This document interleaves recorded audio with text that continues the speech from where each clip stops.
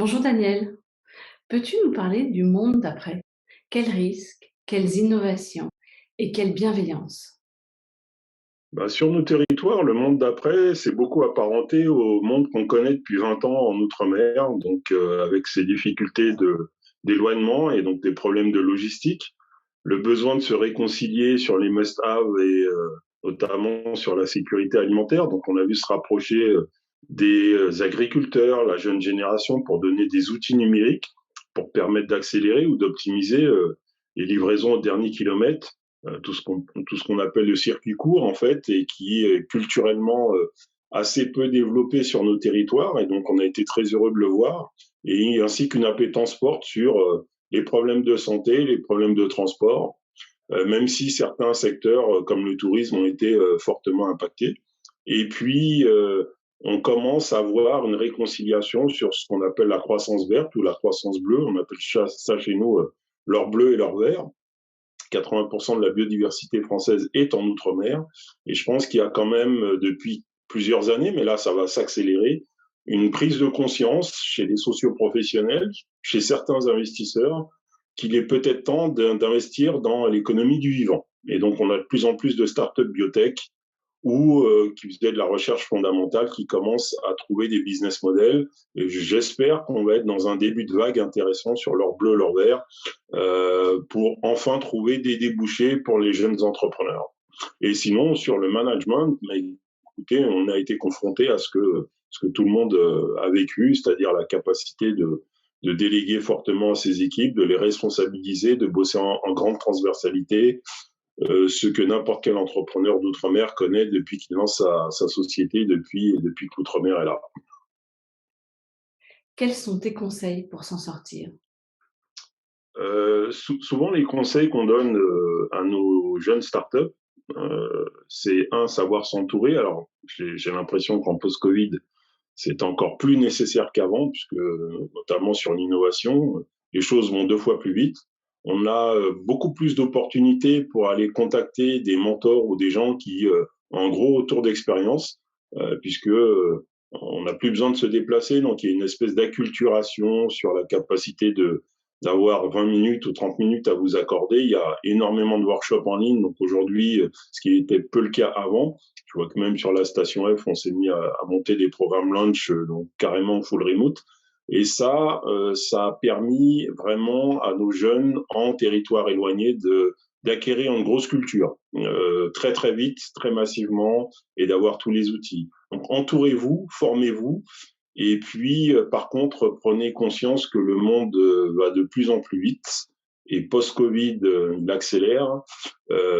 Donc, sauf ceux qui sont sur du hardware ou des problématiques liées au hardware, là, on a des gros problèmes d'approvisionnement, donc il faut savoir tenir et gérer bien sa trésorerie.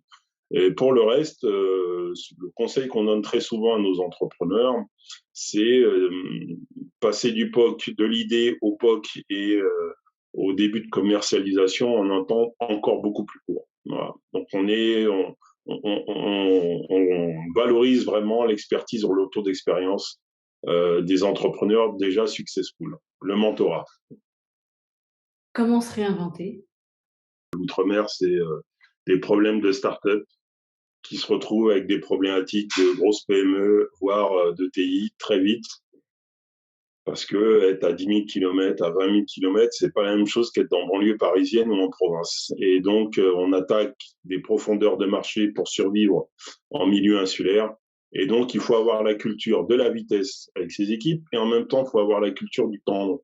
Donc, comment se réinventer? La philosophie, la psychologie nous y a beaucoup aidé. Je salue un grand monsieur qui s'appelle Xavier Fontanet, ancien PDG d'Essilor, qui est l'un de nos mentors dans le réseau, et qui nous donne beaucoup cette vision du temps long et qui nous aide parfois à relativiser, parce que, bon, en plus, moi, j'accompagne des startups, donc qui dit startup dit crash test très souvent, donc on passe plutôt son temps à voir des échecs et accompagner des problématiques, et puis en fait, avec le temps long, on arrive à transformer ça, et au lieu de toucher le fond de la piscine, à être de plus en plus entre deux eaux, en espérant qu'un jour, on va pouvoir faire la compétition avec tout le monde. Donc, la culture du temps long nous permet, nous, de mieux nous organiser, de passer à l'échelle, Et je pense que quand on s'organise mieux et qu'on essaie de passer à l'échelle, bah, du coup, on constate que c'est comme ça qu'on aide mieux nos startups à non pas exploser, mais au moins à scaler un tout petit peu plus vite,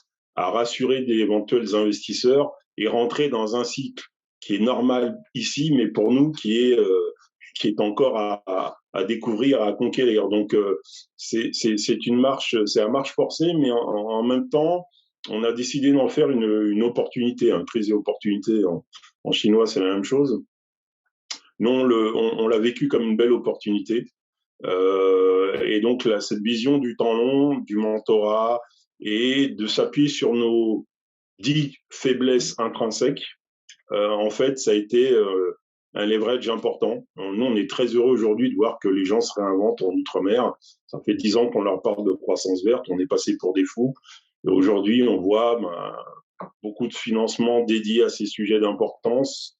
Et on se dit, on ne le verra pas peut-être, mais on se dit qu'on commence à accompagner une nouvelle génération qui, elle, va aller sur la croissance verte, qui, elle, va aller sur la croissance bleue. Et ça va être générateur d'emplois, c'est ça, se réinventer, c'est aussi réinventer des territoires qui sont en train de vieillir.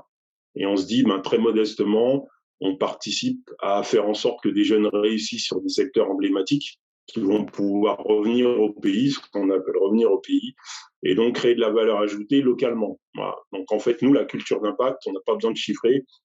Une boîte qui survit, une boîte qui embauche ne serait-ce qu'un salarié, c'est déjà énorme sur nos territoires, et donc on est dans ce combat-là de la longue durée.